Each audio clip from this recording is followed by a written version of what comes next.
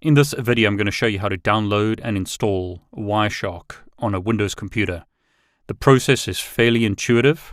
First thing you need to do is open up a web browser and go to wireshark.org. This is the official Wireshark website, so simply browse to wireshark.org and then click Download. You then need to select the installer. In my example, it's going to be a Windows installer 64-bit. I'm going to save that to my local computer. If you're still running a 32-bit Windows operating system, you could select that. But I'm running Windows 10 here, 64-bit operating system. I'm going to open up the folder and then double-click on the installation file. Click Yes to start the installation process.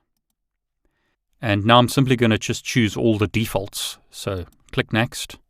Now, Wireshark is open source software. It's licensed under the GNU General Public License. So you don't have to pay for Wireshark, but you need to agree to this license. Click Agree to continue. I'm going to install all the default components and click Next. I'm also going to add a Wireshark desktop icon to my desktop. Click Next. I'm going to stay with the default installation directory, click Next again, and click Install. So basically all I did there was go through the default installation process. Now what Wireshark will do is add information to your network adapters. So at the moment I've only got network adapter 2. So you can see here I've got Ethernet 0, network 2, but that will be updated. I'm going to agree to the Nmap installation, and again just select the defaults and click Install. You can look at the details if you like, otherwise just wait for the installation to complete. It's a very simple installation. Going back through the installation, notice this, installing MP-cap loopback adapter. So now I've got this NP-cap loopback adapter. That gets installed automatically. Click Next, click Finish. The Wireshark installation now completes, so notice it's extracting a bunch of files and installing Wireshark. The Wireshark software is now installed, and you can see that's completed. Click Next and click Finish. So I've got Wireshark installed and I could run it. So I'll simply type Wireshark here and run the desktop application. So there you go. You can see various network adapters. So my MP-cap loopback adapter and my Ethernet 0 adapter. That's the one that I want to capture traffic on. So I'm simply going to double click it. And as you can see now, it's starting to capture traffic. Now it's capturing a lot of traffic on my local network, including Dropbox traffic. What I'll do, however, is go to a website such as cisco.com, and then in Wireshark, I'll stop this capture and do a filter for HTTP.